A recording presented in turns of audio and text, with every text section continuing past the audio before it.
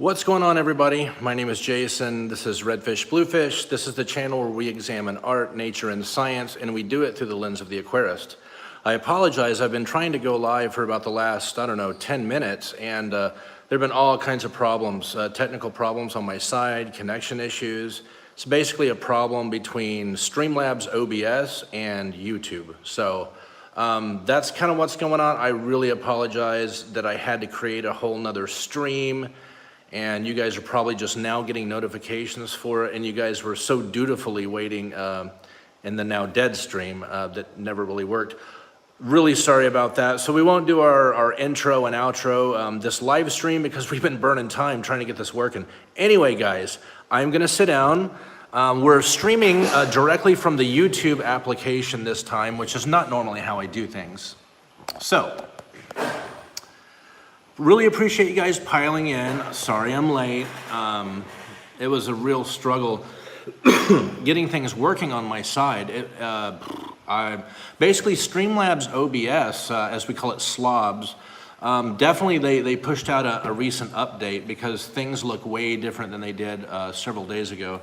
And it's not working at all. So, pretty annoying. Let me go into my own stream so I can see chat. Oh boy, I'm gonna have to do some cleanup of some graphics and stuff after the fact. Looks like we have 11 people in here and 6 thumbs ups. Really appreciate it, guys. Again, I'm really sorry that things didn't work out in the attempt. We got some great updates for you, though, really gnarly updates. I'm really pumped up about it. Let me get a few things cleaned up in my YouTube channel, and then we'll get started. First of all, before we get started, I wanted to ask if you guys are having any sort of, how's your weather, basically? Are you guys having any crazy weather where you are? Because where I am, it's insane right now. The best way to kind of explain it is that it looks very stereotypical, like you would expect Halloween would look, right? It's really dark, really kind of gloomy, gray, a lot of fog out there. Things wet, overcast, but last couple of days, we have just been getting hammered with wind, and like we're due for gale force winds like any day now. So that's a major bummer. We're getting hammered right now. Hopefully we don't lose any power or connectivity, anything like that.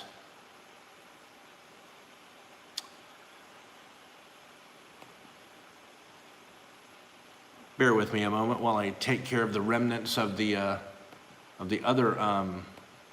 other stream that just didn't work out. Okay, so guys, it looks like we had a lot of people in here waiting before, quite a few, and we lost a good number of them. I mean, this is only the second time that's happened to me. I've had really good luck with that sort of thing. Unfortunately, the stream we had planned blew up. So hopefully we'll wait a couple of minutes for people to file in. Now, what I am going to do is that I am going to honor you guys know we do the top 10 early bird here, right? It's the little contest. It's fun. It's basically, instead of giving everyone a shout out, which would take way too long, what we do here is I kind of 30 minutes before the stream, maybe 40 minutes sometimes, I jump in and I start writing down names with a live chat enabled, not top chat, live chat, to see chronologically who's in there first, way before the stream even began. So I wrote all those down from the previous stream that is now officially deleted. Did not work out for technical reasons. I wrote down the top 10 early birds, and we are going to honor that one in this newly born stream that seems to be going a lot better now that I'm just using the YouTube app right on my phone. In first place, we had Steve Langley. In second place, a mod of the channel, Chewy LTD, appreciate that. In third place, we had Color Guppies. In fourth place, we had Rocking Fish. In fifth place, a good friend of mine, Chattanooga Ed. In 6th place, we had Dragon's Lair.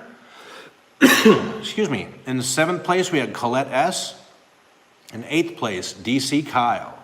In 9th place, Muppet 929, and in 10th place, Anthony's Fishy Friends. Pardon me, guys.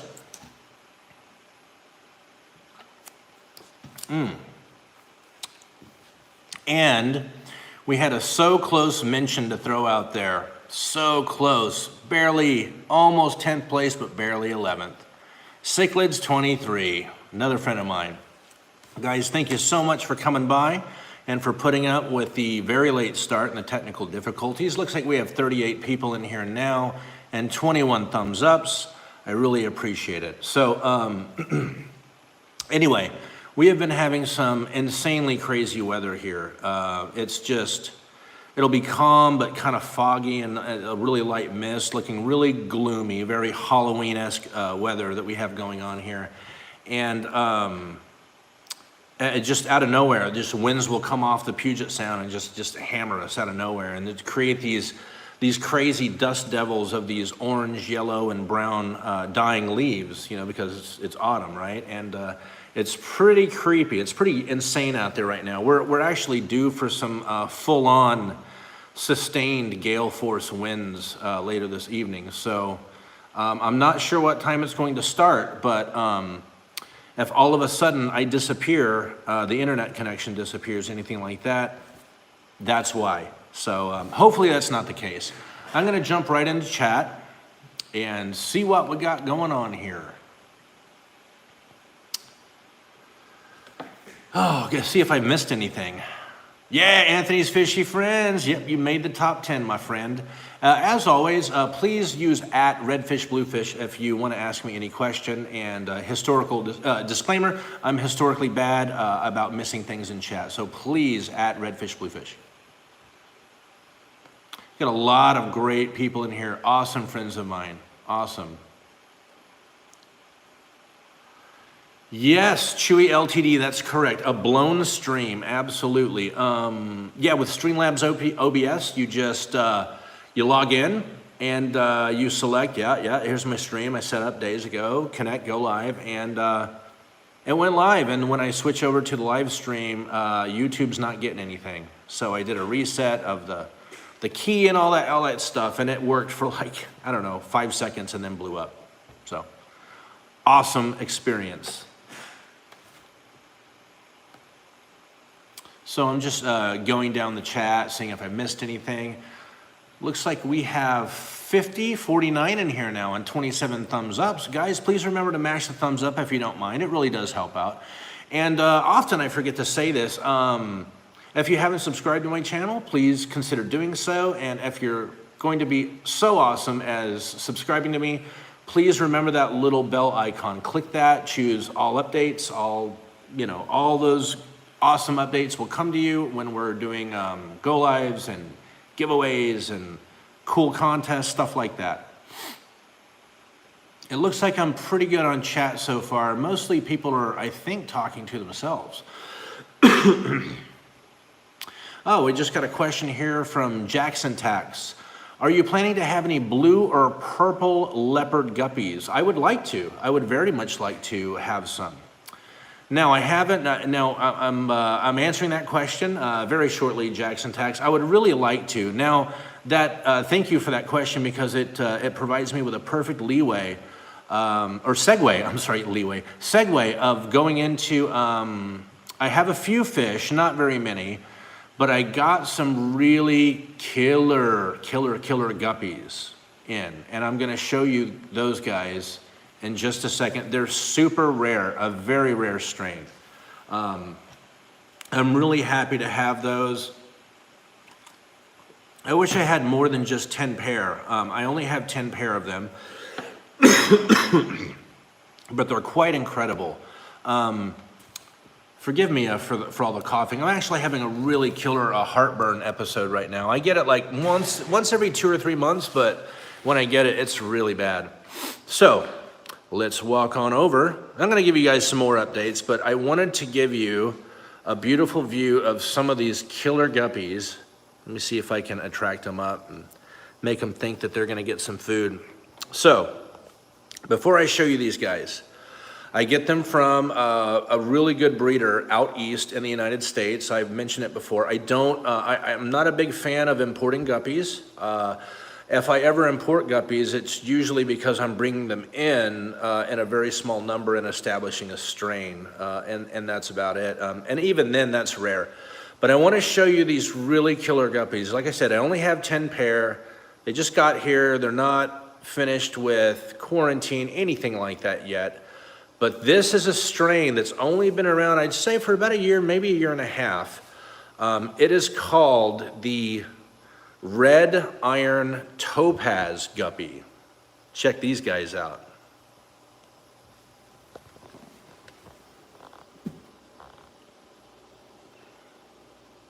They have a very, very long inch, at least, maybe at least an inch long dorsal fin that's very, very long and flowing, and it's rounded like a lobe on the end.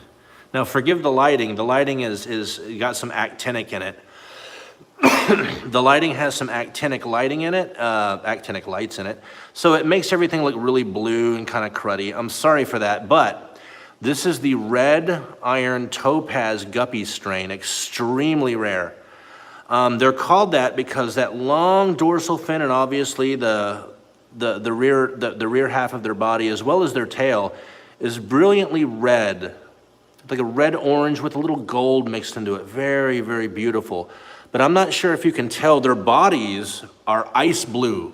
See this guy here? That's not the actinic lights. They are very, very blue. So these guys are just about one of the most beautiful guppies I've seen in about a year and a half. Look at these females. Look at their dorsal fins. Look at that. Look at how large and how spotted and that beautiful blue with a tinge of pink they're getting in it. It's a female, guys. Look at that. And eventually, these are quite young. And in this strain, the females get very large. They get very, very big. These females, they're very prolific. They breed and these are breeders. These are the creme de la creme. This is 10 pairs, only to eventually be sold as pairs, not trios, mind you, pairs and pairs only. I was only able to get 10 of these guys. He covets them very, very much, and for very good reason. When this strain first came out, these guys were going for $150 a pair, and they were flying out the door. He invested early and worked on the strain, and I think improved it, made it even prettier. Look at this guy. I mean, look at that. Yeah, he's had it for a while, been working on it for quite some time, and I'm very, very happy to have sweet-talked him out of 10 breeder pairs.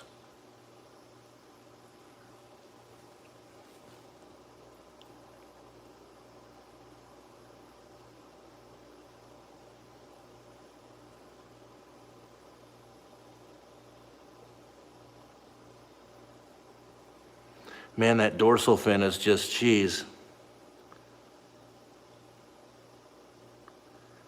Really long and flowing.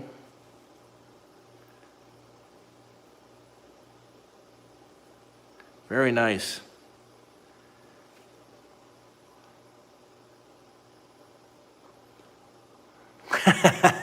Cichlids 23, $150? Yeah. No. These are not $150. Come on. That's when they first came out, and luckily, I have a good friend of mine that got a hold of them. They are something else. But they are not available just yet, guys. Gonna have to be patient. But in full disclosure, I only have 10 pairs. These are breeder pairs, and they are only sold as pairs. So, and of course, the homeboys, the homies, the Platinum Galaxy Tigers.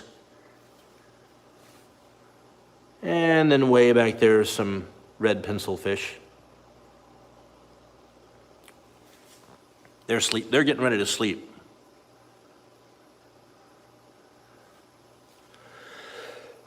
Pardon me.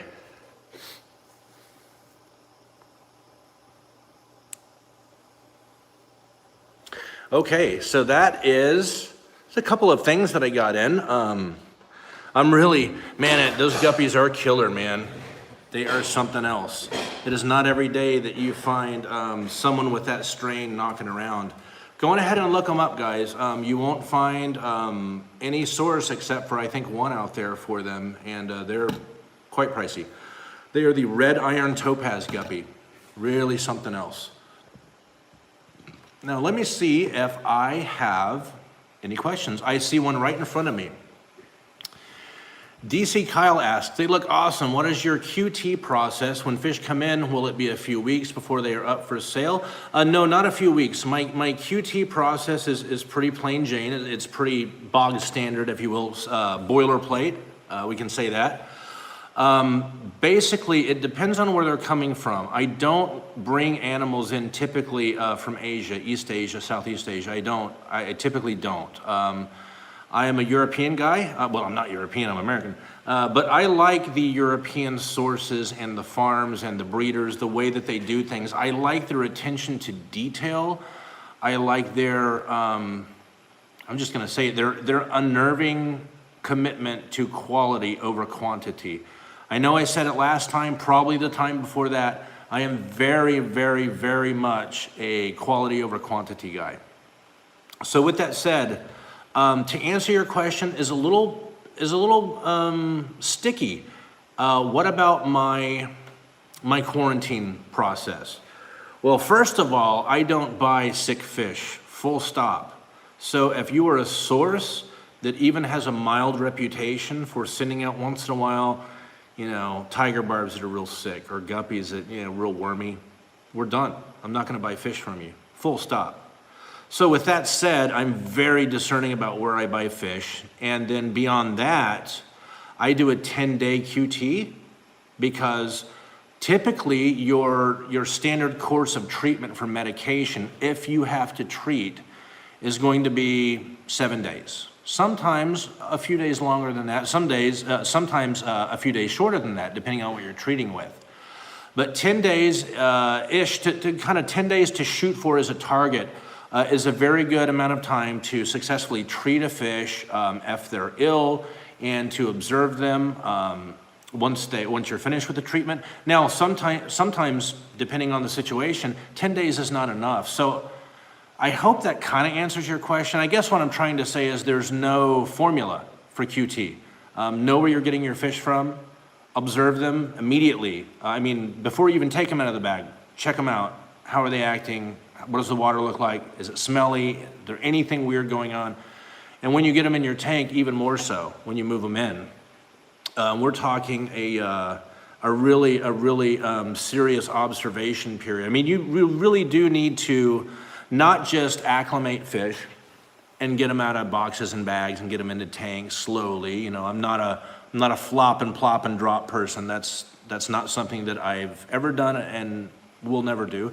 Once you get them into your tank, a major part of the process is observation. You need to spend time with those animals. Don't just throw them in a tank and walk away and be like, check them on them tomorrow, maybe the day after that, they'll be fine. No, don't do that. You need to observe them. You need to check them out and see how they're truly doing. I got some more questions here.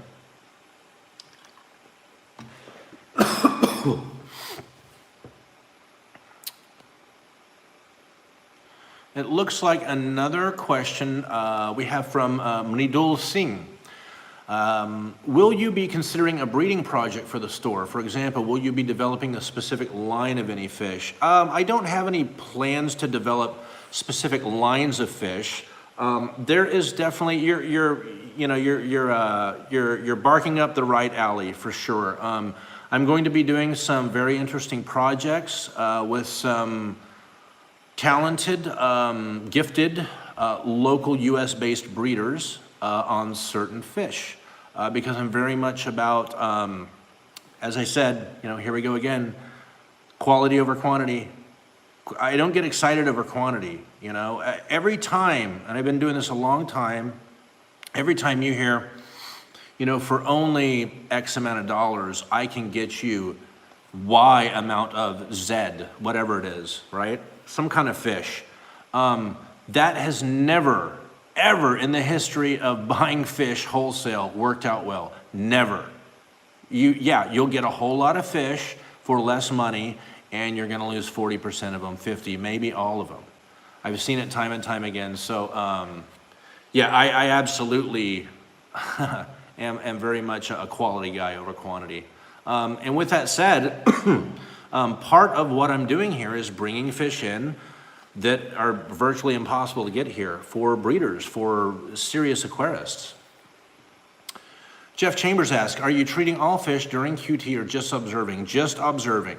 Nobody gets hit by default. I do not nuke fish by default. What I do is just as I tried to answer, I observe very closely. I've been keeping fish for a long time, and I am not a young man anymore. I wish I was. I wish I was, vibrant, 20-something, bouncing around a beach in Fort Lauderdale, but those days are past. Luckily, I spent a lot of time keeping fish and breeding fish and observing fish. I tend to be kind of analytically minded person. So that's what I do. By default, I observe. Now, with that said, if for some reason, theoretically, you were in a real tight spot here, like you could not get, tetras for some stupid reason. You couldn't get tetras from anywhere. South America, some kind of major political instability, something crazy is going on. And the only place you could get a whole bunch of tetras from, Southeast Asia, maybe Thailand or something, or Indonesia. Okay, so that would be a different situation. Depending on the tetra, especially if, something worse than tetras, to get from, in my opinion, Asia, and they're an Asian fish, which is crazy, barbs, especially tiger barbs. Oh man, do not import tiger barbs from Southeast Asia, most Southeast Asian sources. They're gonna come in really sick. They're gonna have all kinds of parasites in their throat, they won't be able to eat, and you'll lose most of them. So if I was in a situation where I had to bring in a bunch of barbs from Southeast Asia or East Asia, then I probably would preemptively and if you prefer prophylactically treat them with flubendazole and a pretty decent, probably amoxicillin, like right off the bat, which is a bummer. But if I had to get fish from a source where I was relatively sure they're not going to come in, in great shape, okay, then I would change. I would probably approach it from a different, prophylactic situation.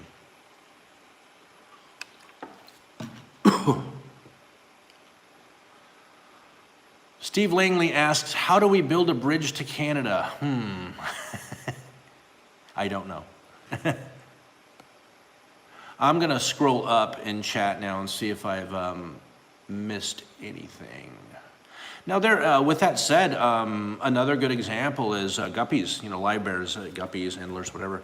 Bringing those in from Thailand or from Sri Lanka, oh, you better treat those fish. You had better treat them for sure for parasites, because they will have them.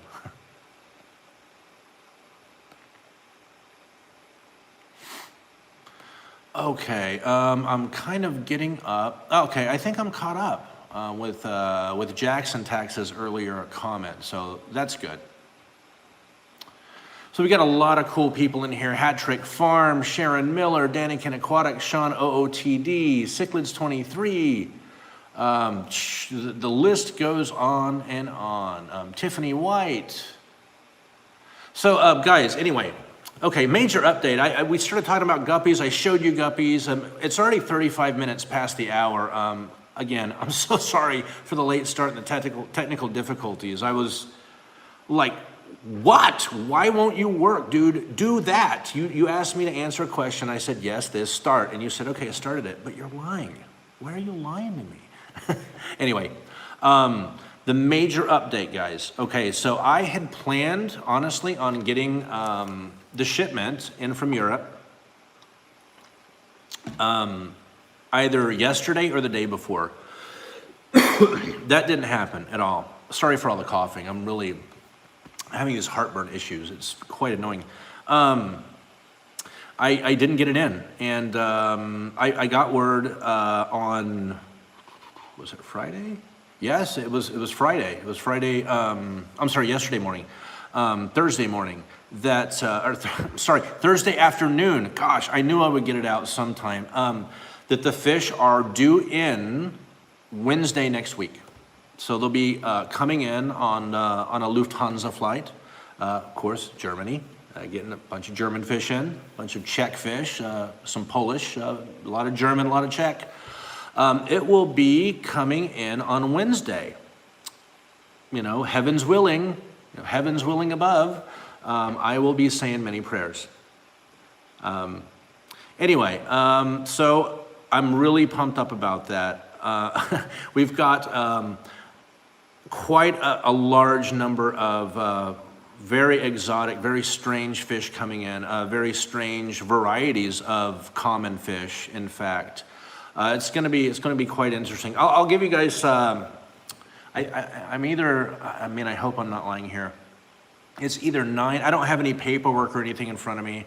I don't want to drop any dirty deets, any dirty details. So by the way, we have 62 in here and 43 thumbs ups. Thank you so much, guys. Please, if you forgot to smash the thumb, please smash the thumb. Okay, I'll shut up about that. I'm bringing in 9 or 10 different apistogramma species, specifically apistos. And they're not super common ones. Some more rare ones, definitely a couple of really rare ones, and a couple that are common ones, but weird color varieties of them. German bred, Czech bred, all of them. A few wild caught, sadly. They haven't cracked the code on breeding all of these apistos in. So, yeah, we got like 9 or 10 different flavors of apistos coming in. None of them are lame. Trust me, I didn't get any of the, that's a weird one that no one really has, but it's kind of boring. I guess I'll get it just for the sake of getting it. No, none of those. Only exciting apistos coming in. And then on top of that, guys, I'll drop some more juicy tidbits. We've got not one, but 2 really, really great killifish coming in for the killifish aficionados. I love killifish, okay? When I tried to keep killifish, I think,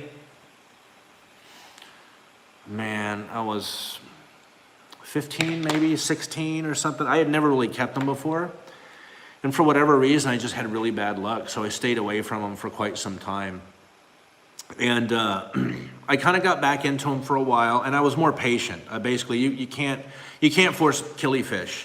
Killifish are very much a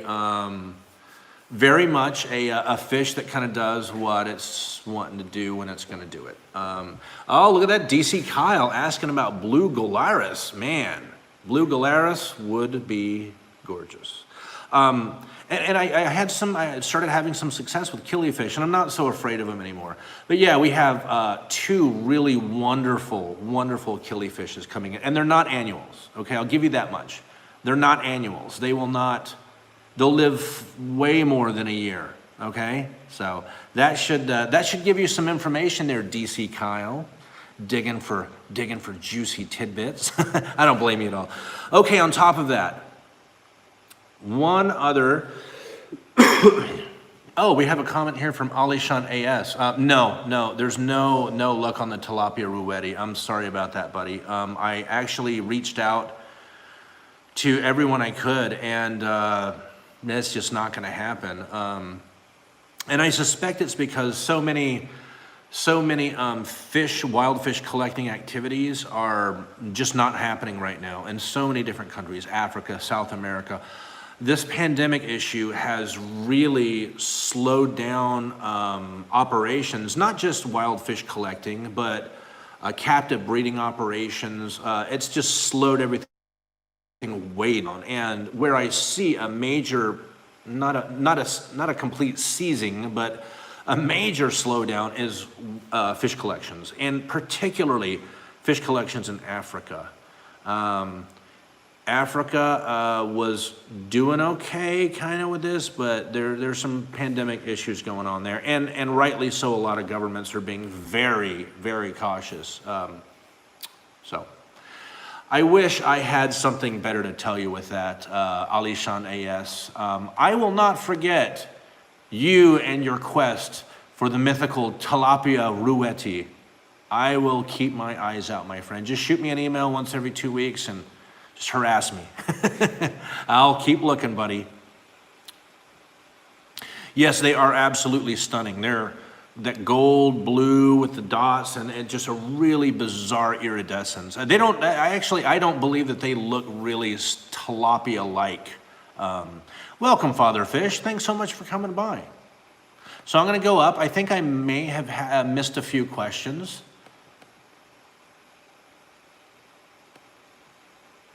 Cichlids 23 asking for Lake Tanquilles. Oh man, come on, man. You just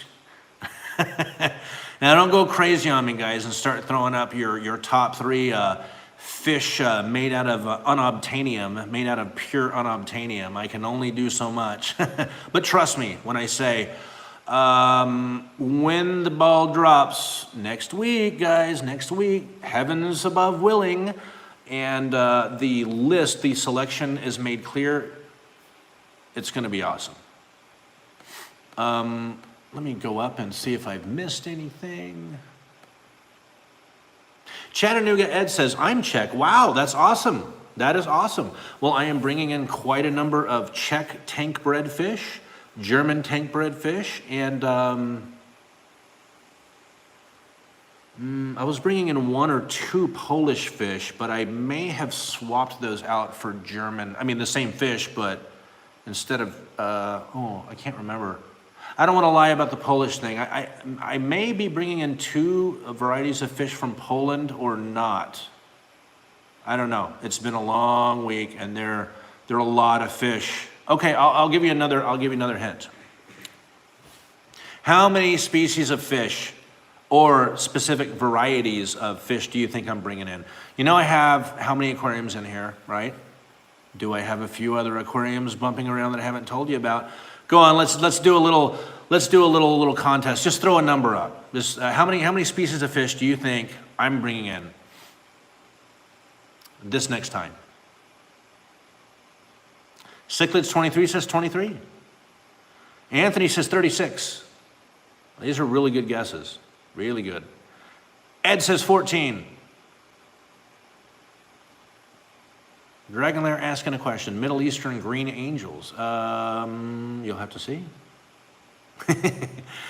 Amy 5 Music with 42. Wow, that's a high number. Jeff Chambers says 18. Fishymon 64 says 64. Dude, come on. Okay, let's see if anyone gets it. And you win nothing. You win nothing except my undying devotion to your clairvoyance. Let's see if anyone gets it. I have the number in my mind. I'm not going to play games and say, oh, too high, too low, whatever. We'll give you about 10 more seconds while I take another swill of this, another swig of this Deja Blue, try to put the flames of heartburn out. Man, it's getting old. Jeez, I'm going to have to go take some antacids. It's been about a year since I've had to take any. Let me see if anyone's got it. How about I select the winner based on closest without going over. And like I said, I mean, we're not giving anything away, but we're just here talking fish, guys. Let me see, closest without going over.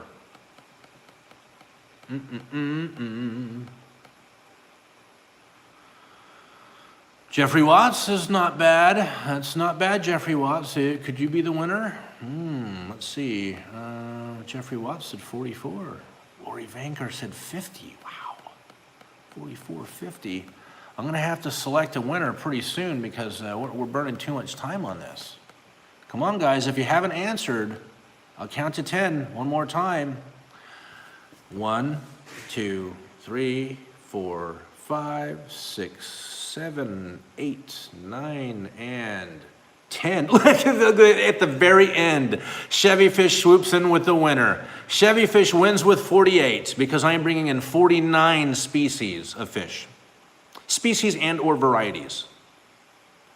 Literally, as I said 9, 10, just as I said 9 and then went into 10, boom, right up on the screen, Chevy Fish popped up with 48. Chevy Fish, you win. You win the awesome prize of just being you, Chevy Fish. Awesome, Chevy Fish. Good work. I mean, it was like perfectly timed. I am bringing in 49 species of fish from overseas. With that said, we will be double housing a few of them, and that is because they are just like super, just, again, you know, you put a Cory with a peaceful tetra and a this with a that all day long.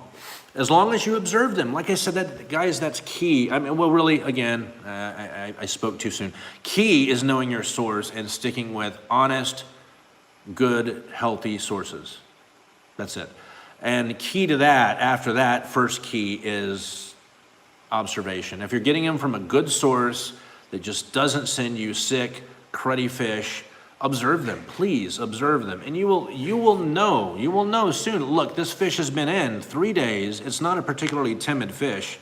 They're not eating, and this is the food that they should love to eat. They have plenty of cover. There's not too much light. Water params are good. Something's wrong with this fish. At that point, okay, now you look at the fish. Live bearers. If they're not eating in their live bears, well, you have major problems. Oh, I got a comment here from Dean's Fish Room. Thank you so much for that, Dean. Acifex, the med you want for heartburn. Hard to get doctors to prescribe it, but works great.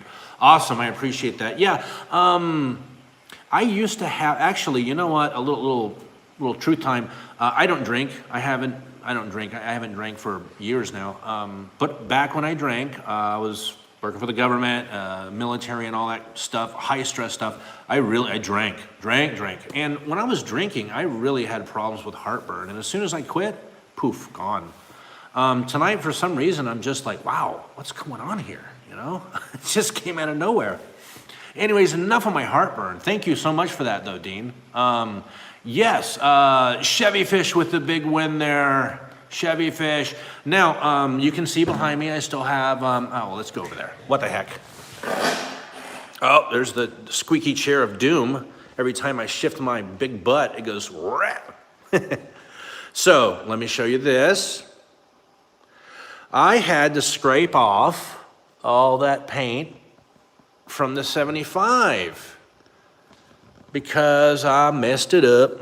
I basically messed it up. I bumped it and kind of scratched it off, you know, the spray paint. And yeah, I did use spray paint. So also not the best thing to use, but it works. Anyway, scraped it all off because I have OCD and I will not be able to put up with that. It will annoy me and torment me even in my sleep. So I scraped it all off. That is the war crime victims left behind that I mercilessly scraped off. And we're going to go with this. I've used this before. This is really good stuff.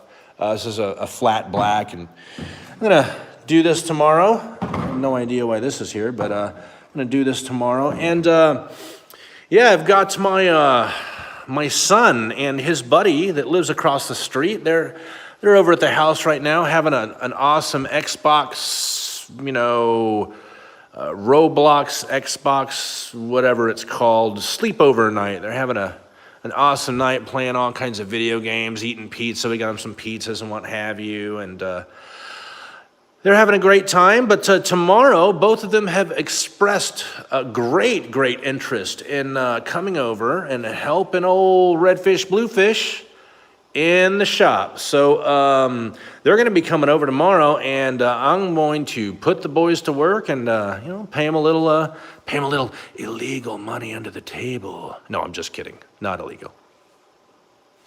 So yeah, I'm going to get this guy repainted to Murray right here. So we got 1, 2, 3, 4 75s and these 240s. Got this guy filled up. Got my my Wondermus safety Zorb in there. I've been charging the bejeepers out of it, and I've finally gotten it to a point to where it will no longer accept any kind of hardness or carbonate. It will no longer suck up any hardness or anything from the water column. I finally maxed it out. I've had it at a TDS of around 120 for about, I don't know, the last 5 days, and it hasn't moved up or down a little bit. There we go, 118. So there we go. So we've got this safety Zorb nice and charged up. We've got it packed with carbonate, tons of liquid fertilizer that we charged it with, and plenty of general hardness. You see, it's really nice stuff, man. I like it. It's got a nice look to it. These little stones, little pebble-looking things are really hard. Really, really hard. Yeah, you can see there is cloudiness. You know, if anybody tells you, oh, you can rinse safety Zorb a few times and then put it in there and fill it up, you won't have any cloudiness. Well, that person's lying to you, or they're wrong.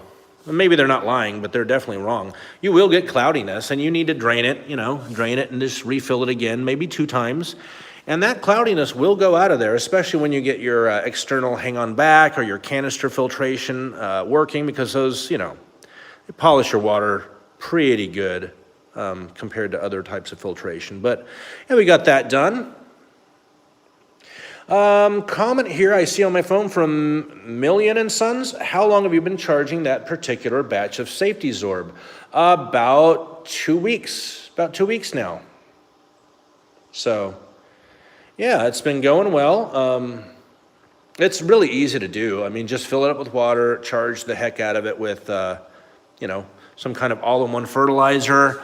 Don't put anything else in there, just water and plenty of all-in-one fertilizer. This is my technique. This isn't the way you have to do it, but I've messed with it before. And I just, safety Zorb, that you've rinsed a couple times. Don't go crazy and shaking it in a colander and, mixing it around like crazy with your hand under running water. You'll break it down. Just gently rinse it a couple times and then put it in there. Fill it up with how much you want, and then fill it up with water, and then spike the heck out of your water column with all-in-one fertilizer of some kind. Just lots and lots and lots. No light, no plants, no animals, just that. And let it sit like that. Yes, Bentley Pasco, it's dusty but awesome. Absolutely correct. And let it sit like that for about a week, just about a week. And then in the same water, you don't have to drain it or anything. In the same water, just spike it with a bunch of carbonate. I use potassium carbonate. That's the best thing, in my opinion, to use. You can use calcium carbonate. I got some of that I'm going to try in the next 40 breeder because I'm into science and stuff. Potassium carbonate works very well. That is like if you buy Aqua Vitro carbonate, or whatever they call their carbonate additive, that's going to be potassium carbonate.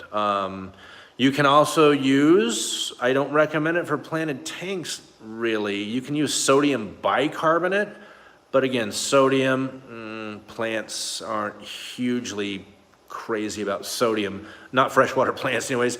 Another thing you can use is calcium carbonate, or even better, if you can find it, calcium bicarbonate, right? Twice the carbonate. I found this from a,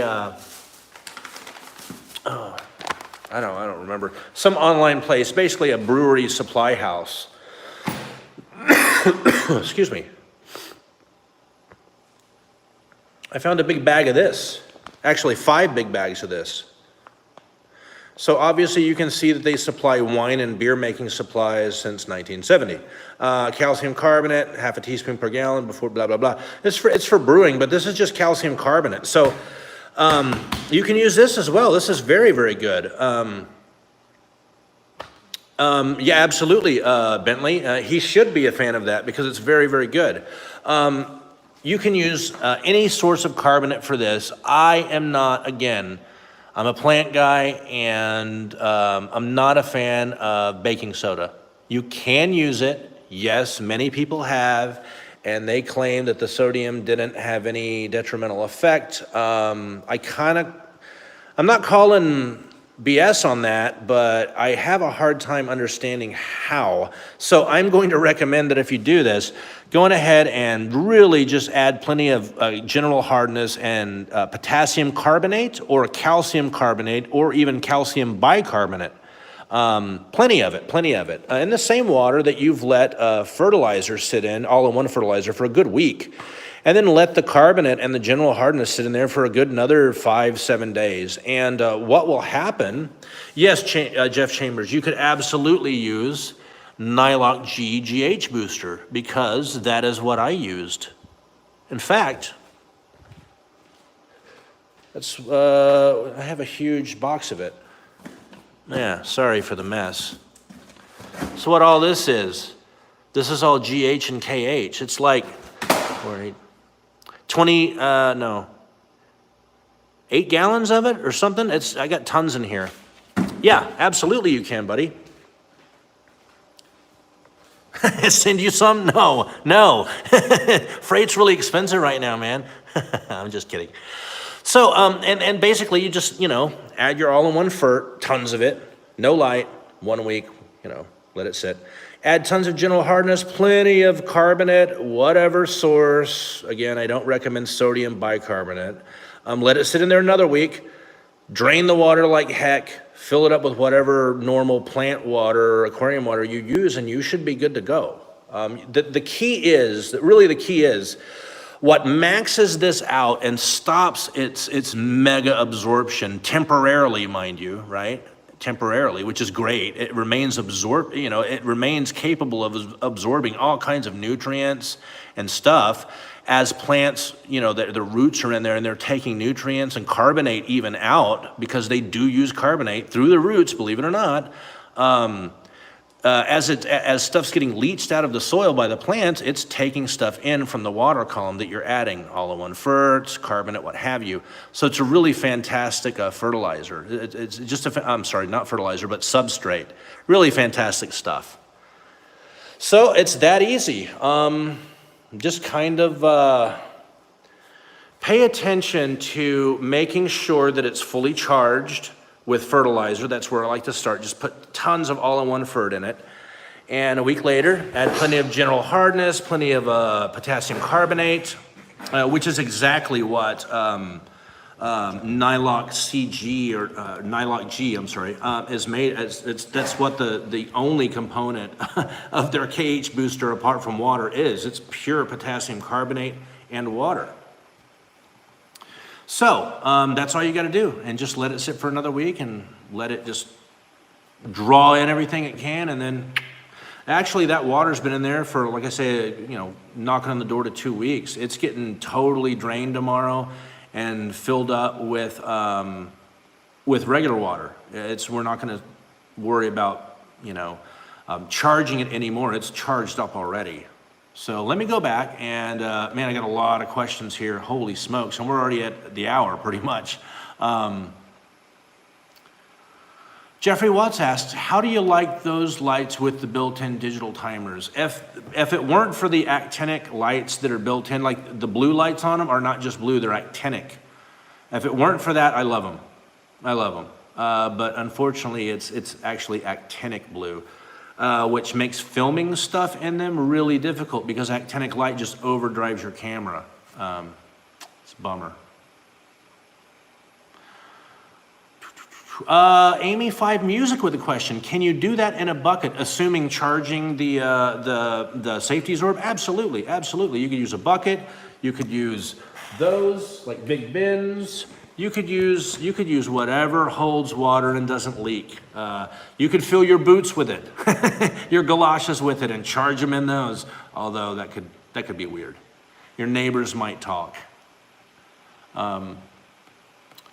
Million and Sons asks, in that tank, is that about 3 bags? No, sir, that is 1 bag. That is just 1 bag of safety absorb. They come in very large bags, very large, very heavy bags. What all-in-one fertilizer am I using? Asks Jackson Tax. That I am using right now. I like a lot of different fertilizers. The one that I've been using most recently, the all-in-one fertilizer, is Tropica. the green Tropica all-in-one, their answer. It's pretty hot. It's pretty good. I wish it had a little less phosphorus in it, to be honest with you. I am a fan of choking phosphorus back because phosphorus is apart from light and water, phosphorus is extremely important for algal growth. So I like fertilizers. If you're going to use an all-in-one, please go with one that's really, really light, like insanely light on phosphorus, please. So trying to catch up here.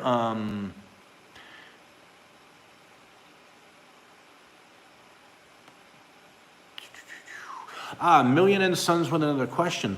What are your thoughts on putting a little dirt under several inches of safety zorb? Well, I don't think that for nutritional purposes that it's necessary, but there could very well be something in not just putting dirt underneath it, but maybe putting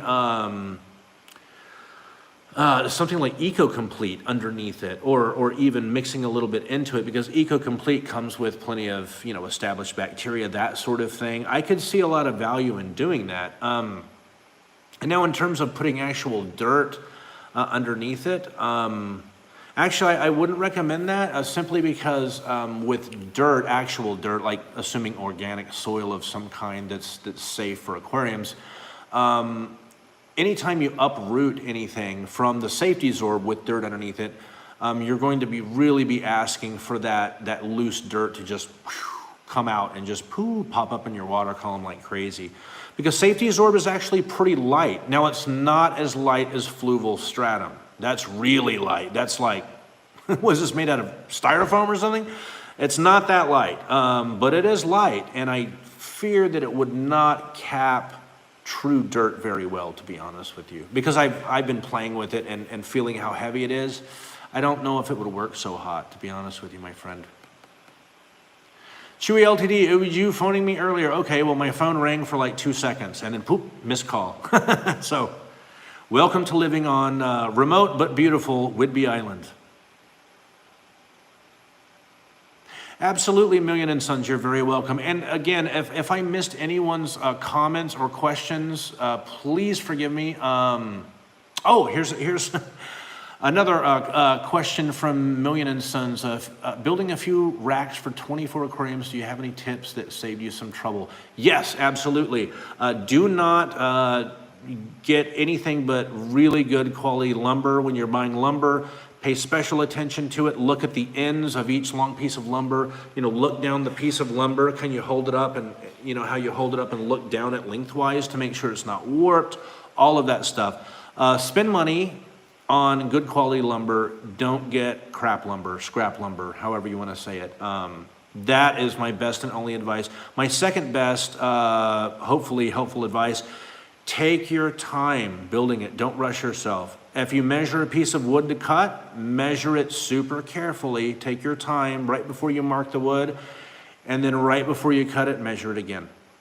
Because it's so easy to get numbers and stuff mixed up. So hopefully that's helpful to you guys. And got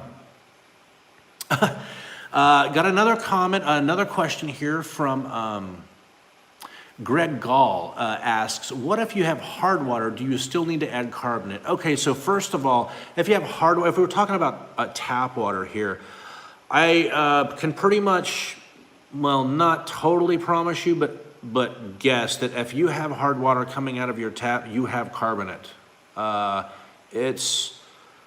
I've never come across hard or even semi-hard water coming out of tap that doesn't have a pretty significant amount of carbonate in it, because carbonate is actually added before general hardness. Generally speaking, in water treatment, they'll add carbonate, make sure there's plenty of carbonate in the water, and then they'll put their general hardness.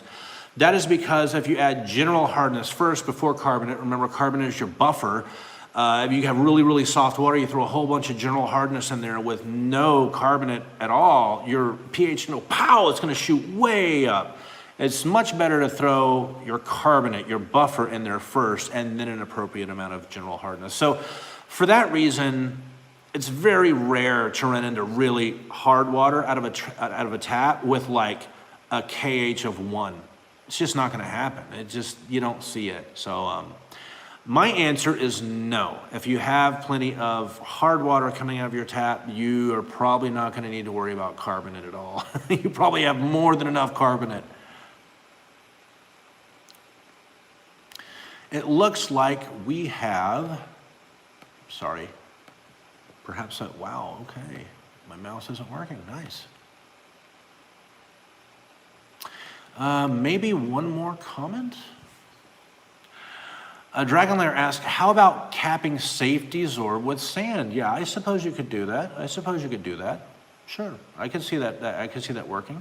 I can see the capping safety Zorb with brown gravel. In fact, that's an even better idea, I think. And you know, not real big coarse gravel and not super fine gravel. Somewhere in between. Gravel about the same size as each individual piece of safety Zorb. If you went with a brown one. That would have worked pretty well, and it's easy to plant plants in gravel compared to safety Zorb, and especially fluval stratum, trust me on that. There's a secret history living in your aquarium. I cap it with my gap, pow, pow, tippity tap. You gotta, you know, do the sideways shooting, you know? I am super not cool, I can't do that stuff. So guys, I think we are actually gonna wrap it up here. Again, before I leave, thank you so much for each and every one of you guys for coming by. If you didn't make the top 10 early bird list that we gave shout outs to at the beginning of the stream, don't worry, I love you all the same. And special thanks and beams of sunshine, love, and happiness go out to each of my mods who are here. Keeping things clean and safe and fun for everybody. Keeping the trolls out, the jerks, you know, the jerks. We don't need those jerks. If you haven't yet, please consider subscribing to my channel. And if you do, please hit that little bell so you get notifications when we're going live here. And we are going to be seeing you next Friday at 8 p.m. Pacific. That's 11 p.m. Eastern time here at Redfish Bluefish. And hopefully by then, well, not hopefully, we should have a great show lined up for you as we start going through these many species of fish that we're bringing in from Europe on what we hope will be an amazing first shipment right here at the new shop studio. Until next time, take care of yourselves. Wishing you peace, love, and happy fish keeping. Take care, guys. Bye-bye.